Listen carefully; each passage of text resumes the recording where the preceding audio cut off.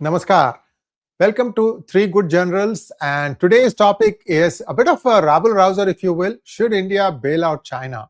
I mean, people might say, what exactly are we talking about? Yes, this is very important because some new information that is coming out from China does make you pause, sit, and think. Let's welcome the good generals. We have General Ravi Shankar, General Dushyant Singh, and General Rajiv Narayanan. Namaskaram to you all, sir. How are you? Namaskar. Fine. We are in very good health because China is going down. General Ravi Shankar having hit a 4 in the first ball, very unlike Sunil Gavaskar. So I yield the floor to you, sir. Okay, thank you. Look, why we took up this topic, I must tell you all. A day before yesterday, I did a show called China Has Slipped into Recession. China is in recession. Okay, whether the world likes it or not, it's in recession. And I'll give a small excerpt of that presentation, which will set the stage. Then the question then comes up is, should India bail it out?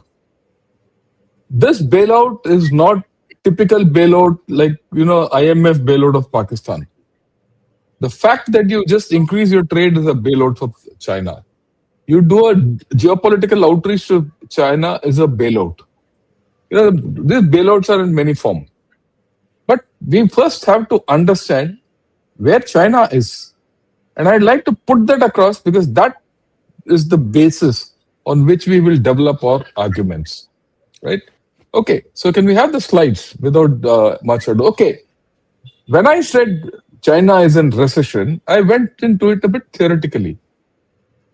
What is a recession? A recession is a significant widespread economic slowdown marked by falling GDP, rising unemployment, reduced consumer spending, and declining industrial output. Look, this is an answer which I got straight from AI. I don't know anything about it. Straight from AI, so I can't be wrong. Okay, and this is approximately what comes everywhere. If you see, everything except GDP is falling in China. And mysteriously, when everything is falling, the GDP is rising. So there's something completely fake about what's going on. Either the other indicators are bad or the GDP is bad. But in either case, a recession is on the cards. No one wants to call it out, but we've been calling it out. Right. Now let's look at a few other issues which are of significance. Right. Can you imagine last year there was eight articles, series by South China Morning Post. I'm not going to go into it. You look at the headlines of each of this. Everything is about unemployment. And this is last year. Last year they had this problem. And they had to do an 8 series, exercise. And this year, now, day before yesterday, this is by a Chinese website, which says that the unemployment is accelerating upwards. So the past 1 year, that unemployment is short, one of the indicators of recession. Prices are falling. You got any article anywhere about prices in China, they're falling. And China is already in deflation. The best thing is they say 1% growth. 1% increase in CPI. But it's not so. I will quote. And if you look at it, this graph again comes from a Chinese website. This is the deflationary zone. And for the best part of this year, China is deflating. I'm not talking, theoretic. This is all data-driven. Okay, this is a thing which came out day before yesterday. China factory activity contracts in November for 8 months in a row. Look, people say if your GDP falls of all these indicators, all are for 2 quarters in a row, if it is in the negative direction, it is recession. Here I talk of 8 months, almost 3 quarters. If this is not recession, what is? Look at this, their PMI, it's in the contraction zone. Any PMI below 50 is contraction. It's been in the contraction zone for the past 2 years, occasionally going up and coming down. And this is despite the fact it's got a $1 trillion surplus and all that. That surplus has come not because of great manufacturing. It has come because imports have been cut down. There's a drastic fall in imports if you actually analyze it. Okay, this is very important. There are three lines on this. This blue line is the property line. It's going down like never before. Falling property has got a second wind. It's falling even faster. People thought it will stabilize, but the way it is falling, there's no stability. All their state supported, property, huge factory, dealers are all going down. Vanke is the first one, which is today on the verge of a default. Look at these two, manufacturing and real estate. Till beginning of the year, they were all going up, red and orange. But now you look at it post this, it's coming down or flattening it out. They're going down. All indicators in China are on the negative direction slowly. All growth engines, right, are sputtering. This is a headline in South China Morning Post. Okay. There is external economic instability and uncertainty and insufficient demand internally. Their retail sales growth has been only 1.3%, and they forecasted 2.9%, less than 50%. Fixed asset investment fell by 2.6%. Their estimate was it will anyway fall by 2.17%. So that is 30% more than what was expected. No, all government policies have failed. And last year at the beginning of the year, they had this trade-in program. Give your old one and take a new one with some minimal cost and all that. That's all done. It's reached its limit. No more. You see the prices in home prices.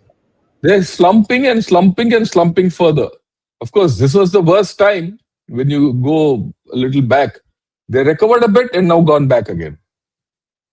This is the second coming of a slump.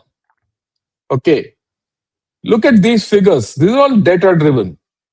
Real estate investment fell 15.9% year on year in the first 11 months. Till October, the fall was only 14.7%. So you can imagine what happened in November. It just cratered. The trapdoor just opened out. Sales of new home also declined 7.8%. Till October, it was only 6.8%. A cumulative fall of 1% in 1 month is huge. Private sector investment has fallen. I mean, these are all data, right? Their huge surplus and manufacturing exports have not been able to add vitality to Chinese domestic economy. This is what their economists are writing.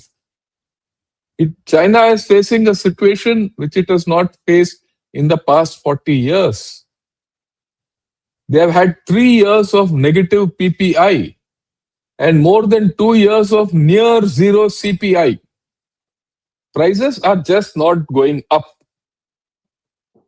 And this is the best case by fully dyed-in-the-wool red communist economists. They don't let other voices come up. If the other voices come up, they'll talk of deflation straight away. Industrial chains are moving abroad. If industrial chains are moving abroad, jobs are going. And what's funny with this new thing, Chinese people are going abroad to Vietnam and other places, producing there, and those are being imported in China because producing it in Vietnam is cheaper than producing it in China today. So the chances of any recovery are next to zero. Okay. Technology and innovation in China are seen to be opposing consumption, finance, and real estate. They should have been aligned to each other, but they're divergent. And this is what they say. But the most telling thing, in World War II, United States was producing 40% of the global manufacturing ecosystem. Yet they went into recession. China today manufactures only 30% of the global manufacturing output. Okay, so there is no, uh, you can't say that because it is a manufacturing giant, it can't go into recession. And USA, even in the 30s, 1930s, had better indicators than China has today. Like I say, China is already in recession, right? The crackdown on real estate has actually created a lot of things. The middle class has lost. Middle class has lost its wealth from anywhere between 30 to 50%. Right? Government must stop strengthening the supply side and it must boost demand. That means transfer of subsidies, everything to the people. But the opposite is happening in China. Now, people say that superior productivity, which was always the key to China's great global status, is now its greatest weakness. The 15th five-year plan was released recently. After that was released, people at large are uneasy and then lost confidence about the Chinese economy. Right, thank you. So this is where the Chinese economy is. We can take the slides out, please. This is where the Chinese economy is. If China has to recover, right, it now hereafter cannot depend on itself. It has to depend on others consuming for it. Right? Who will consume? Will USA consume? As it is, Trump Saab has put so many barriers. Others are also now putting up barriers. Even Mexico has put 50% tariffs on China. It's put 50% on India. That's a different story. We're talking of China. And Europe is struggling. They say, we don't want anything Chinese. So all this surplus has gone to global South, Southeast Asia and Africa. And how much can they consume? They'll consume 1 season, 2 seasons. After that, they'll stop. The last big nest where all their bad eggs can be put is India. If India has a trade deal with China, we bail them out. They'll come out of jail. If India improves its trade relations with China, China is out of jail. And then the effect on India. This is what I thought we should all be discussing. I've laid the stage or set the stage up. Back to you, Sri IFG. Thank you so much, sir. And not long ago, we were talking about putting China in jail and throwing away the key. And now you are saying to go and reopen that lock. Let's see what General Dushyant Singh has to say about that. Over to you, sir. Thank you, Ayerji, for asking me to again come back to the middle order. So what I'm going to do is, can you all hear me? Yes. Perfect. Yeah, so I'll not waste time because we want to cut down time. So what I'm going to do is basically do the devil's advocate. I'm going to tell you what the Chinese sources are saying. I'm talking about their academic institutions, etc. What are they saying about their economy, and then try to kind of contradict what they are trying to say. So can I have the slide deck, Sachin, if you can? Yeah.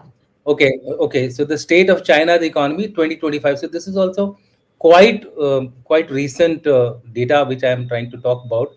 These are views from the Chinese sources and academic reports. So I have not referred to any Western sources other than IMF, which of course echoes what the Chinese are saying as far as the GDP is concerned. If you go to the next one, please. Yeah. So overview, as per the latest, a kind of picture which the Chinese are giving is overall assessment that we are making steady progress amid challenges. So that is where they are trying to downplay the various down or headwinds which they are facing as far as economy is concerned. They are referring to it as challenges. In the Chinese, there is a word called Weiqi, which means that there is nothing called danger as far as they are concerned. Every danger has an opportunity built into it. So opportunity is what they're looking at. Economy is described as generally stable with progress amid stability. This is the phrase which by and large these people, and these are Chinese translations. So what I've done is I've taken Chinese scripts, translated them into English, and then I've tried to put it up here. Strong resilience, solid foundation, but multiple advantages we have. Like I said, they have this word called Waichi, which means that they are looking at some advantages in the challenges which they are facing. High quality development, long term positive fundamentals unchanged. I'll cover it later also. What they are trying to say is that we are going through transitional pains, and these transitional pains will lead to better growth in the future. So it is not that they are not recognizing it, they are recognizing it, but they are looking at it as a kind of a short term challenge which they are facing. Going to the next one, I am now going to cover specific issues. So if you look at the GDP, now the GDP as far as recession is concerned is considered as the, theoretically I am saying, as per the IMF also, this is the definition, that it has to be a downfall in 2 quarters consecutively. But in this case, you find there has been a 5.2, 5.1 growth in both the quarters as far as the preceding quarters are concerned. So technically, they do not qualify to be called as going into a recession. Their full year target is 5%. So therefore, again, going by this definition, IMF does not identify China as an economy going into recession. And the reason which they are giving is there has been a 58% more contribution of the services sector, which used to be earlier the trend, or which is the trend as far as India is concerned. So probably they seem to be doing some policy changes. A greater in-depth study is required as far as this particular statement is concerned, but this is coming from their one of the academic institution which does a detailed inquiry into their economic conditions. So therefore, a 58% greater than growth in the services sector is quite huge. How much it is correct, that only further analysis will tell us. Go to the next one. What are the positives? High tech manufacturing, new quality, productive forces growing. That means, again, what General Shankar was trying to say, that they have enhanced their manufacturing, the quality of the manufacturing, that is leading to the growth. Innovation driven AI, green tech, advanced equipment. Here, I would have to give to the Chinese that they are definitely ahead as far as AI and other new generation technologies are concerned. In fact, they've recently surpassed US as far as in this particular domain. So therefore, there are some parameters which are pushing their economy further. Then you look at the export diversification and high tech export strong. This is their claim that they are trying to go beyond their existing trade partners. Industrial output is robust. New industries are contributing 18% to the GDP. But it is with that rider what Jan Shankar said, that unless they find external takers for this growth, for this production, I think they will, after 2 to 3 years, they'll start seeing a dip. Then policy effects are gradually emerging, which they say that it will take some time, but after about 3 to 4 years, they appear. I mean, they seem to be convinced that their economy will go on track. So you're seeing the difference between what I am saying and what John Shankar is saying, in the sense that we are assuming that this trend will not sustain, this growth will not sustain because of XYZ factors. So what are those XYZ factors? Go to the next one. Yeah, yeah.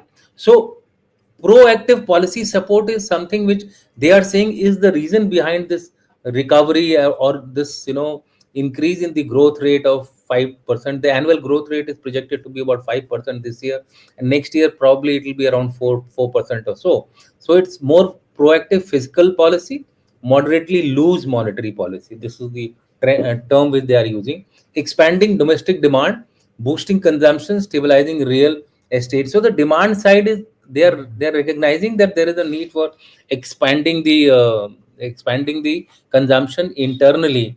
How much they have done to it, I don't know. Two baby norm, I have just listed as a kind of a danger which they might face.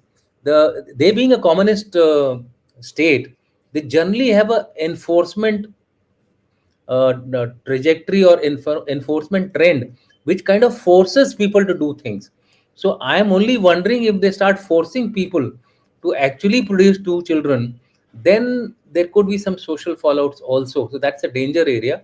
But as far as they are concerned, they consider this as a policy measure to ensure that the consumption becomes uh, greater, supply side increases.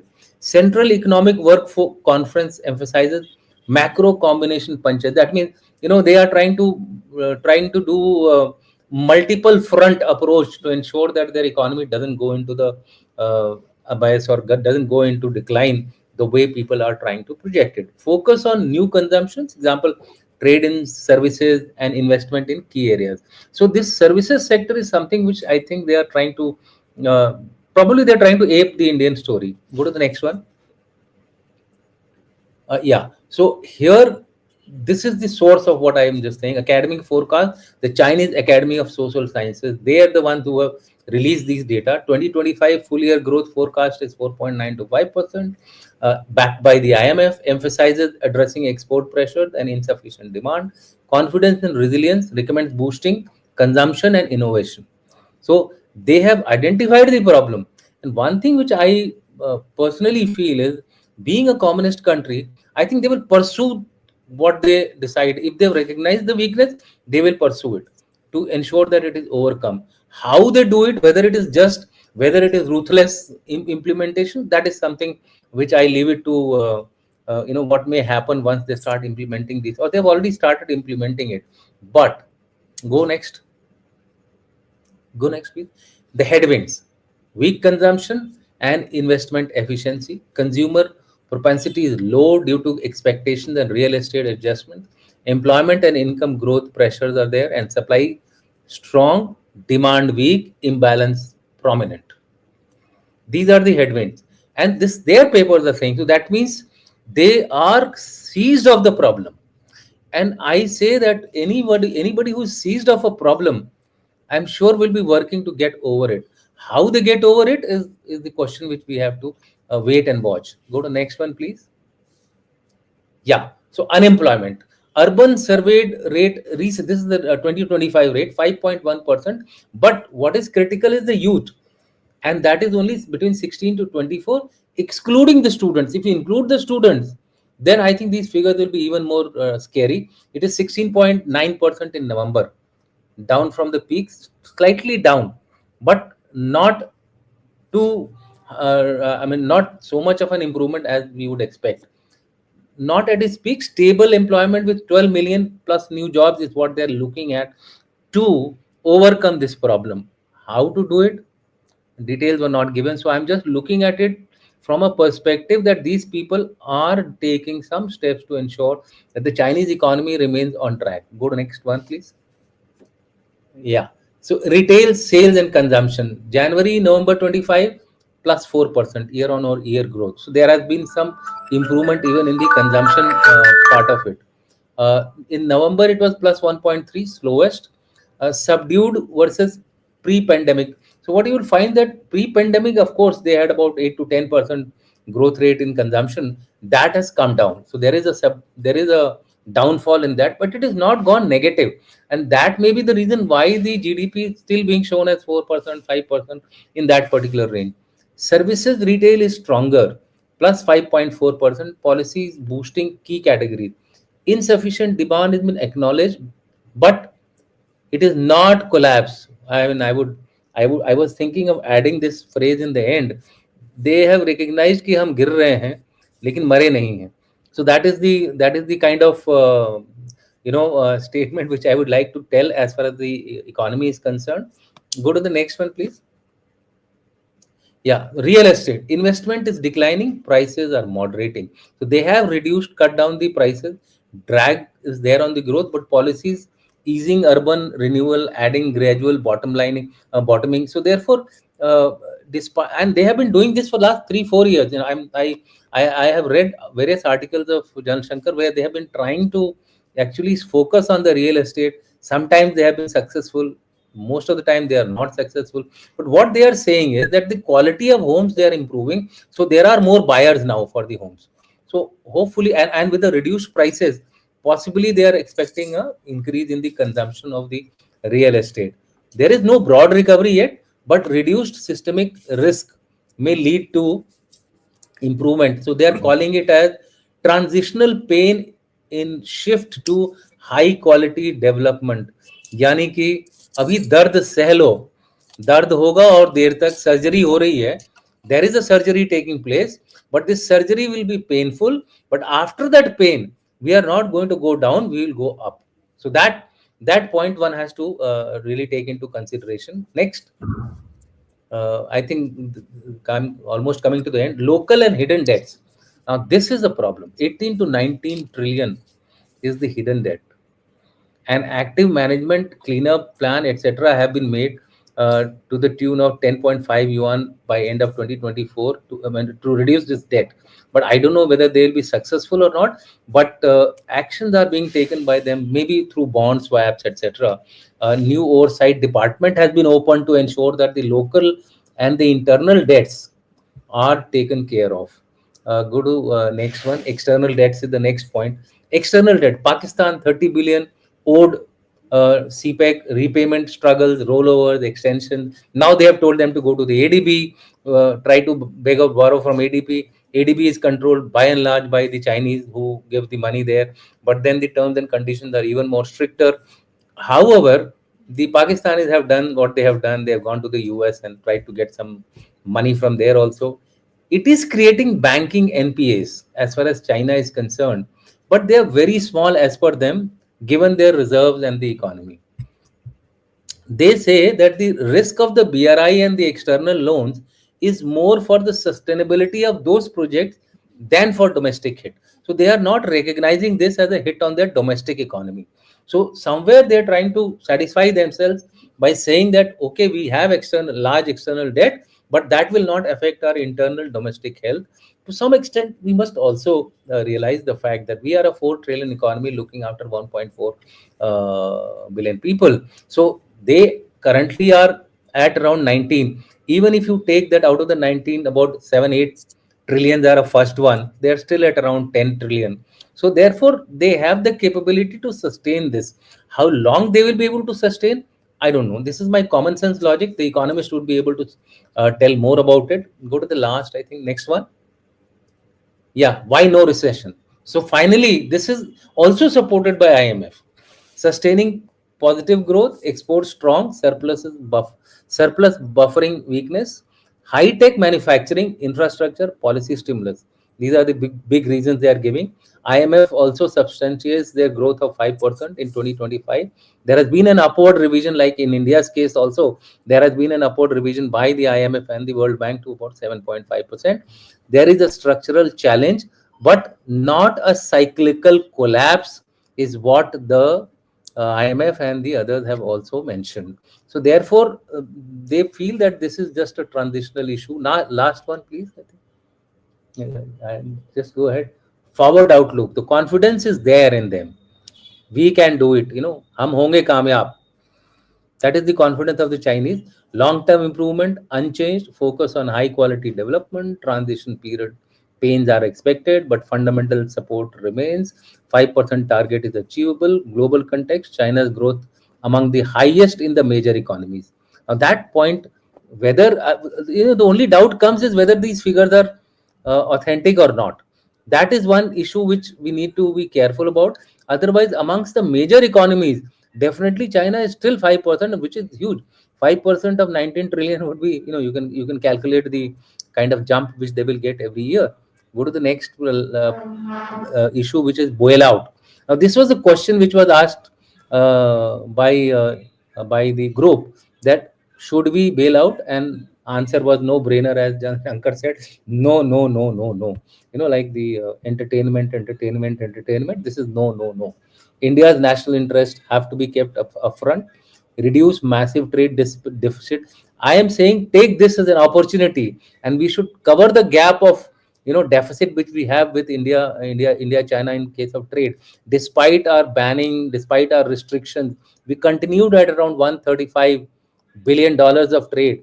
Even during the COVID era, it was slightly down. But other than that, $135 billion has been maintained. Now that deficit is huge. I think 80-40. So that has to be covered up, and this is the period to cover it. So maybe we should do some tactical adjustment.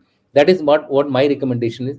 Don't bail out, but do a tactical adjustment to ensure that we are able to cover the gap. Earlier we were saying we will take so many years to cover the gap between India and China. I think this is the time to shorten that period, shorten that graph, minimize the strategic vulnerabilities.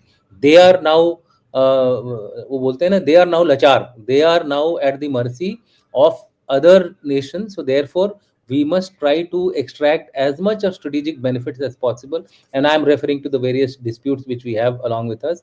They are, I believe, turning around to settling certain things to our conditions, or almost meeting our condition, boost our own domestic manufacturing, so that we can exploit if their demands are not if the Chinese economy is going down. Do not subsidize China's export driven growth. We should at no cost subsidize their exports. No way. I feel even that pataka should be heavily put on exercise, so that excise, so that we get the domestic pataka to be bought by people. Let's its domestic demand weaken. As far as I'm concerned, jitna how much weak it is, better it is for India. We get more bargaining chip on the ground. Thank you. I think I've finished out here with my presentation. As we'll take on something which comes up as the discussion goes by. So over to you, Ayush. Thank you so much, General Dushyant Singh. Now for the 35 overs of elapsed, this is ODI. In comes our Mahendra Singh Dhoni ji. General Rajiv, your perspective, sir. We have two slightly opposite views here, that things are not as bad as being made out. Your perspective, sir. Not as bad, things are much worse. Let me give you in perspective. When IMF says exports have risen, there was a wonderful chart which General Shankar has been showing. The revenue earned from the export is in the negative. So the increase in export has not contributed anything to the Chinese economy because it has been heavily subsidized. Whatever money was there in the banks, that has been taken away through repeat of the same. In the olden days, they used to call it the local government financial vehicles, where they used to give the bonds. They've just changed the name in this new 5-year, 15th 5-year plan. They call it long-term treasury bonds. Same thing, old wine in a new bottle. Where's the money? Who's going to pay it back? Services sector. Thank you very much. They are crying because the repetitive jobs which the people were doing in their AI, in the financial sector, law and other places, their AI has taken it over. When very smart, he's only showing you the job growth in 16 to 24. I would like to see over 35. Over 35, the people are on the streets. What job growth is he talking of? The basic reason that he's taking them out at 35, they go up the salary chain. They don't have money to pay to these people, so he sacks them and gets a new chap who will be at lower end of the supply chain. Let us be very clear of how he's fudging his statistics.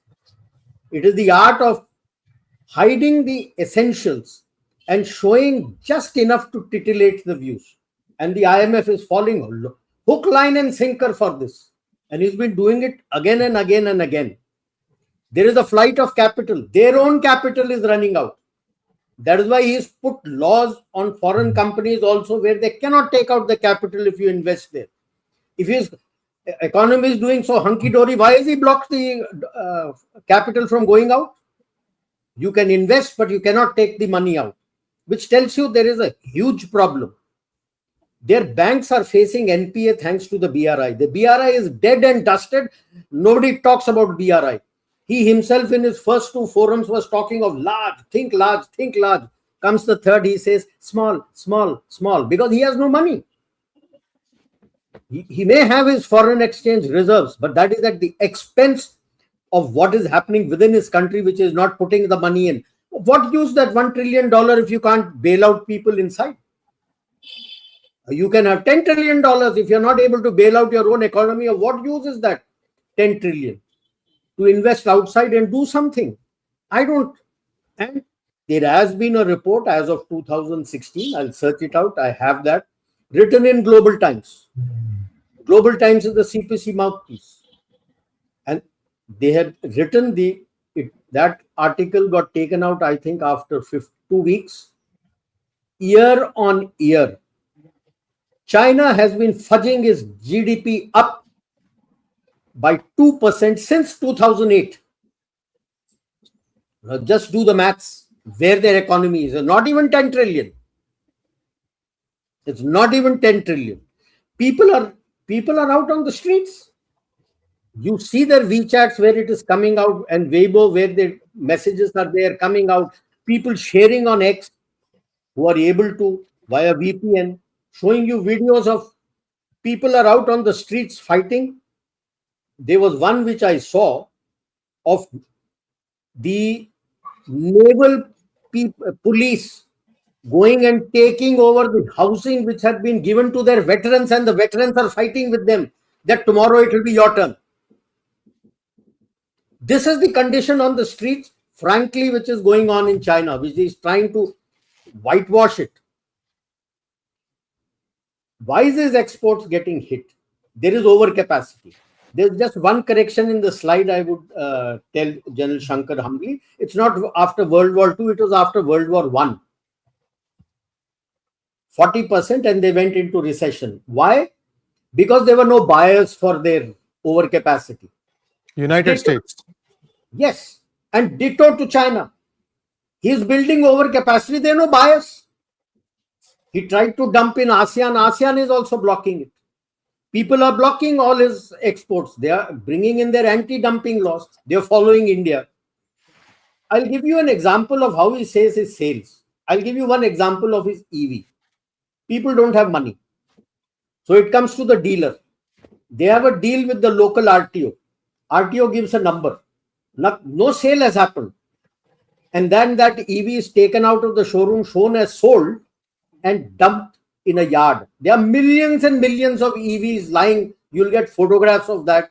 For all the net, you'll get photographs of that, which are lying dumped in China. Why is he doing it? Because like our PLI scheme, he has created his own, that more you sell, you will get more subsidy. Essentially selling at below cost price. Then I was reading a beautiful, I would say, I read about a discussion of how BYD works. In the good old days in the 80s, when this sugar cooperative society and all were there, when the farmers brought their trailers to the factory with the sugar cane, they were never paid. You were given an IOU slip, but the farmer needed it desperately. So the middleman took that IOU slip, took his commission, and gave him rest of the money. And when subsequently, after 2-3 months, he would go to the factory with that IOU, collect the money. They are doing the same thing with their ancillaries. Where does the ancillary go for the money? In come the middleman party people who take away that money. So there are major issues that are going on in China, and I would say they're already in a recession. They're desperately trying to cover up. Otherwise, you just tell me, sir, TBM wanted to set up factory in India. Why was China jumping up and down? When Apple wanted to shift to India, he called back all those engineers. But did it change anything on ground? Now he doesn't have Apple, he doesn't have Foxconn, he doesn't have the TBM of Germany. It's all here. So where are the jobs? And if you read what the graduates are saying, they're just disgusted with life. They don't want to work. He may try to impose that this child. They don't want to marry. They don't want to produce any children. They say, I can't do anything. Why should I produce? So there is a major problem there. And this is the best time for you to sort him out. Never, ever let him get up ever in his life now. So you be totally transactional and target what you need. Full stop. And ensure, like General Shankar was also saying and General Dushyant was also saying, that he is forced to take more items from you. Increase your exports to him. You need your 5 years. These are the 5 years to develop your Atmanirbharta and do what you want so that you become self-sufficient. And like you say, make in India for India and to sell abroad. Whichever company of China wants to come here, lock, stock and barrel, tell him, poach him, get him also in here. And the government can be careful and get those companies what you want, selected companies, and say, you also work here. Start working here. Why are we looking at that? He's poaching Vietnam. He's going to Vietnam and selling to China. You poach him here and send him to China. No harm in trying. At best, they may say no. It may be tough, but there's no harm in trying. So this, I think, is the classic time that you have. In earlier of my talks and many talks, I keep talking about the Kindleberger trap. So China, US and the world is facing a Kindleberger trap. And India is the one country, which IMF and World Bank have also said that this is the economy on which the global economy rests. So you are very clear that the West has understood, so they are desperate for the trade deal with you. They're going to come here. Let China be in that Kindleberger trap and let us poach what we want for our betterment. And I also underline and say what the previous two people said. Should you bail out China? With a big no, no, no. Thank you so much, General Narayanan. And I just want to tell one thing that I've been doing. In Hindi, we were doing China Ka Endgame. It's crossed 100 episodes. And what we did in those 100 episodes, General Rajiv Narayanan has kind of compressed it in 10 minutes. He has said exactly what we have been finding out. One of the games that they play is like fudging their GDP. Someone somewhere said that if a bullet train runs from place A to place B and place B to place A, whatever that thing is, everything is counted as GDP. So there's a lot of fudging like that. And Li Keqiang, the man who died in his pool, he had said that the real way to count China's GDP is to look at the number of containers that leave China's shores for other countries. And even there, they started fudging. I think in 2022 or 2023, the container would leave from Shanghai and come to Hong Kong and then return back to Shanghai. And even that was being counted. So the GDP numbers are something that those are called in maritime shipment. Pardon my telling you, it's called zero container shipment.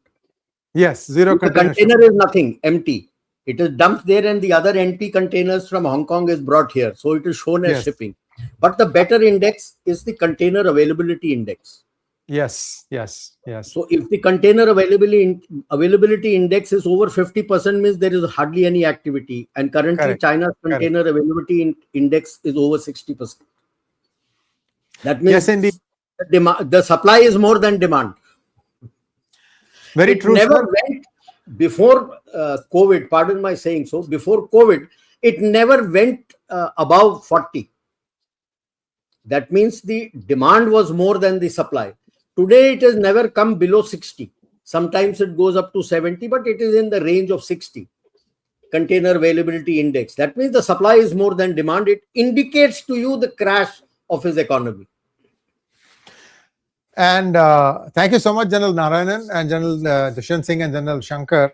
I think maybe we can have 1-2 minute each session to round up your conclusions, and then we can go to questions. A lot of questions are there. I think we're going to probably run a little bit over. I hope it's all right. Over to you, General Shankar. That's okay. Look, you have to understand. I did an extensive program day before yesterday on how China has slipped into recession. Right. You have to understand one fundamental thing about this whole story. China is a rich state with poor people. Yeah. Okay. The people are getting poorer. Subsidies. Where do subsidies come from? Subsidies come from people. People put their money in banks, or people are forced to buy bonds. Banks are also, buying bonds from the government. So that money is used by the government to subsidize the industry. It doesn't matter how they sell it, where they sell it. And that industry has to be kept running. Because if the industry is not kept running, there are no jobs. So that's the thing. So the people do the jobs in these industries.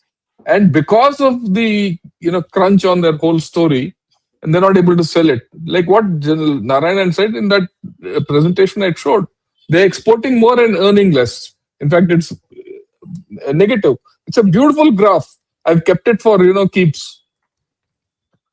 So that wages are going lower.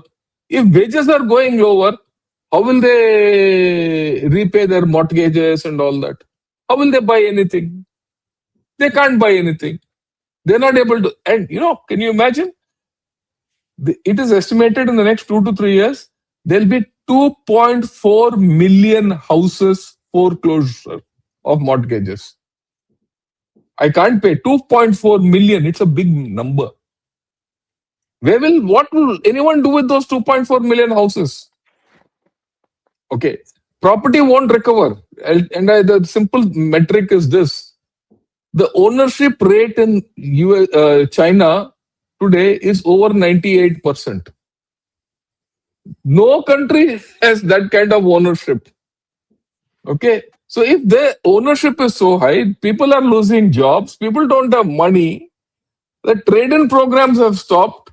Where will this property stabilize?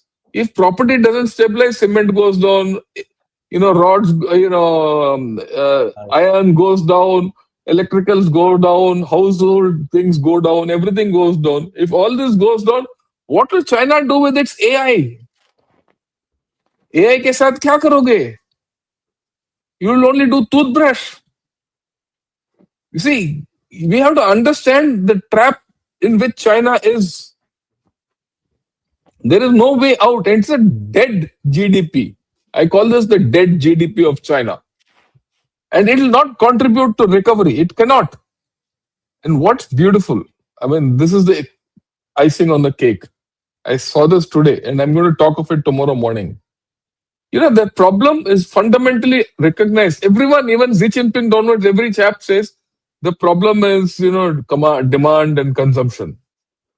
And their thing is they have to reduce their capacities and all. So they have recognized the problem, but as of yesterday, Xi Jinping wants to, sort out investment and fine-tune investment. I don't know how they're going to do it. I'll put it across in full terms tomorrow. It'll take me a little thinking to see what the whole story is. But China is in a dead end. That I'm very clear. Okay, I have said this, and let me also give it a caveat. 2 years back, 3 years back, when I came out with the videos of ghost towns and the demographic bomb has burst and all, people laughed at me. I'm sticking my neck out to say it's in a recession, along with General Rajiv Narayanan. We did a program called The Slow Collapse of China. If 2 years back, the trajectory of where China is going is absolutely in that direction. There's no difference from what we predicted then to now.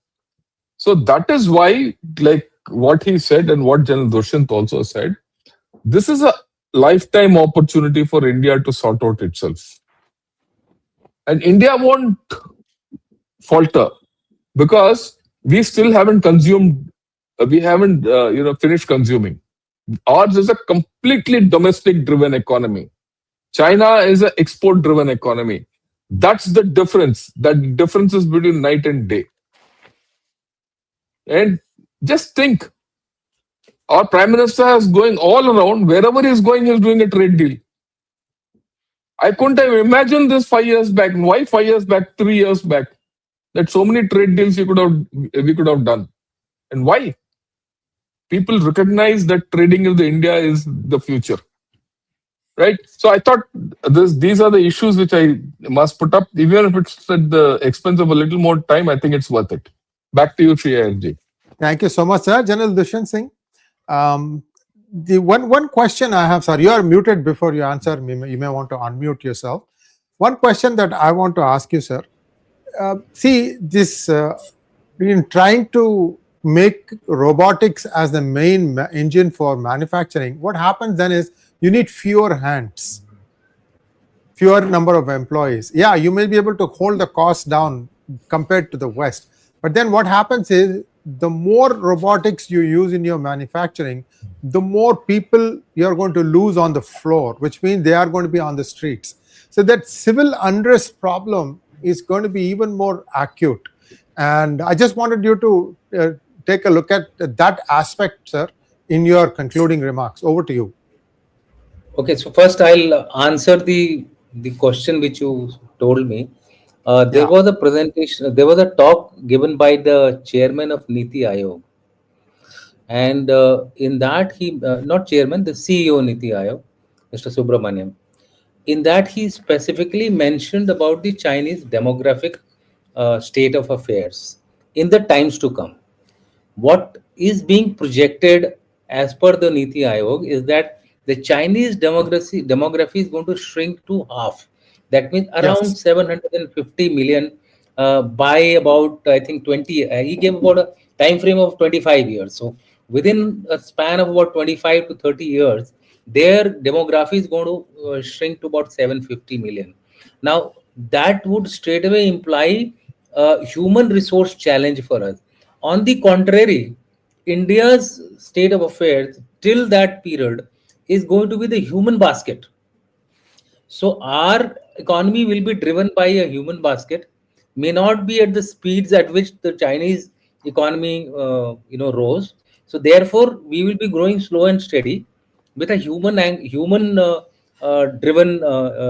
driven engine.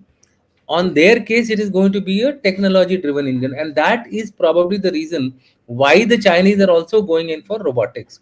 So they assume that the men are also going to come down, the working age people are going to come down, so therefore they will need these additional hands to of course it will throw up the problems what you said, that there would be certain amount of joblessness. But I also say, like, I'm being the devil's advocate just for ensuring that there is a debate in this. Now the moment Absolutely, you sir. create a, Absolutely. yeah, Yeah. moment you create, let's say you create an AI. Now today I am finding that I'm actually dealing with it. When you create AI, you require new set of people. So Yeah. when you create robotics, you'll require the people to manage these robots. There would be faults, there would be maintenance issues, there will be so many other issues. This year itself, they have produced 300,000 robots. Yeah. The Chinese have done that much of robots production. In fact, the number was about 4 or 5 months old. So now the numbers may have further increased. So what I'm trying to say is there is always a check and balance in any country, especially if it is a civilizational country like China. They will go through these pains, is what they are trying to say. They will not be able to grow in the way they were growing earlier, and the geopolitics is going to further complicate their matters. But what is going to happen, in my view, is that there is an opportunity for India in this. That's what I'm looking at it. I'm not looking at whether they will go through recession, whether they will go through deflation, stagnation. From my side, they can go into the well and jump and drown themselves, right? My problem is go catch up with them. I remember as a colonel when we were making graphs of catch ups with China, we were going into years and years. I think that is going to shorten. That was my last slide, which I thank you slide below that. I said, let Yes. us shorten this graph.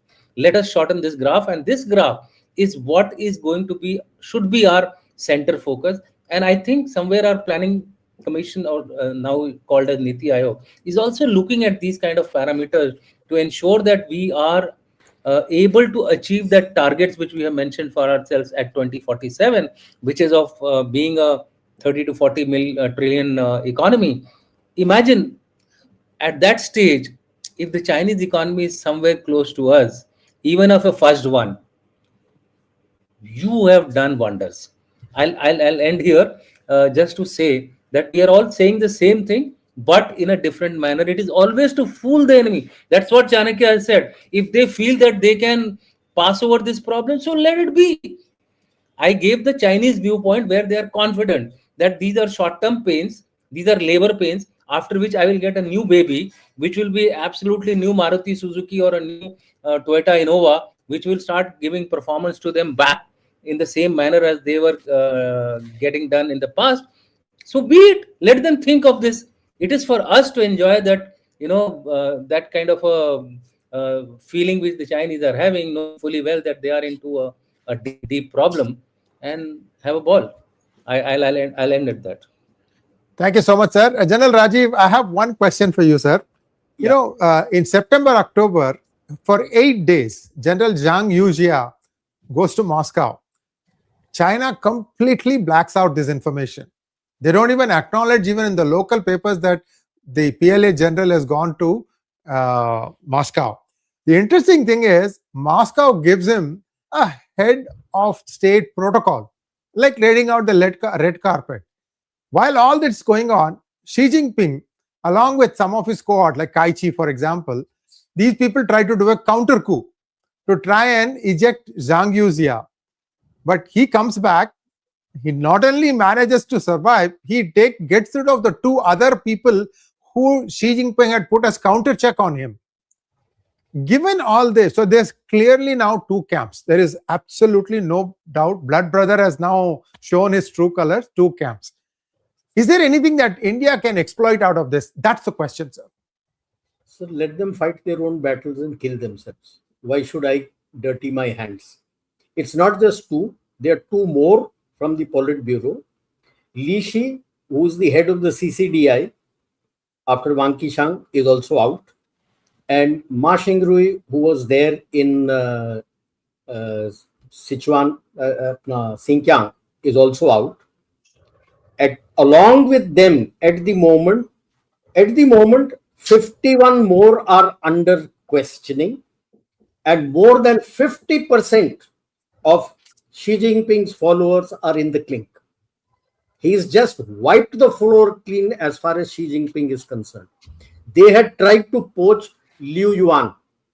In fact, they had called him over for dinner also. But they didn't realize the depth and strength of which both Liu Yuan and Zhang Yujia have within the Communist Party and within the PLA. So that is over. And there are reports that Hu Jintao and Wen Jiabao are likely to prepone the 21st Congress to next year. And they're going to boot Xi Jinping out. So there are reports which are coming in. So I leave it at that. They are fighting themselves. वो कहते हैं ना sir, दो की लड़ाई तीसरे की भलाई. वो दो लड़ रहे हैं, हमारी भलाई होगी. Don't touch them. Don't do anything. Let them burn in their own stew. Okay. Now, as far as where China is, problems they are facing, I'll add on to that.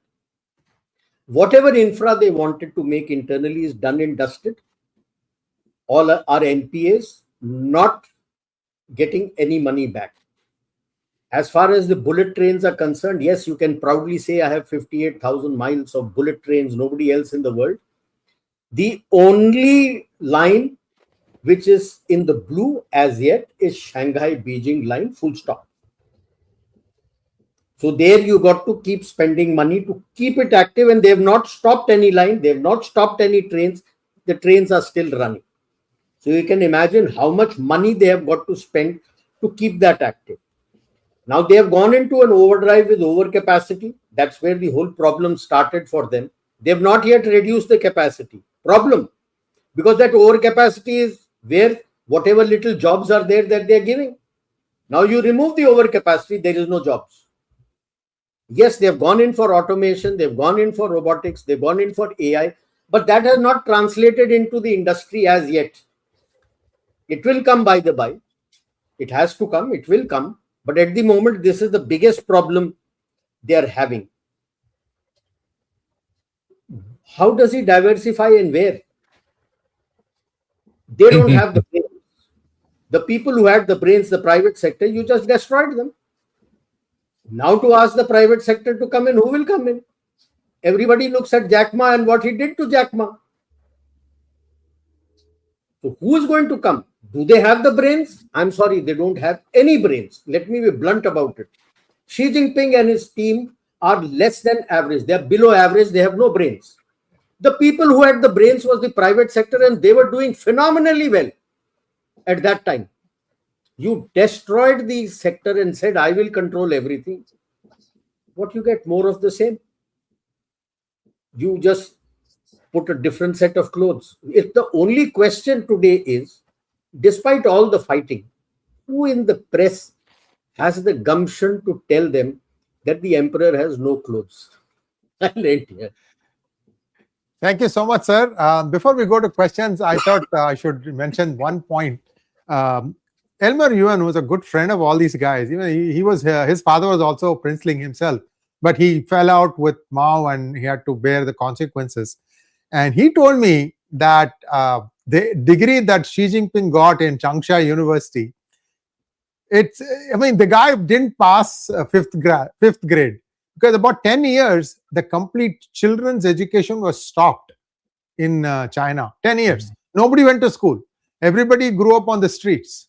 So then he said somebody will accompany with him to the classes in Tangsha so that it makes it look like he's attending classes, but that somebody was doing all the assignments, all the exams, all the papers and everything. So if anything, that somebody else should be the one who should be getting that degree, not Xi Jinping. So you're looking at street smart guys trying to run this country, and very, very interesting days ahead. Thank you so much, sir.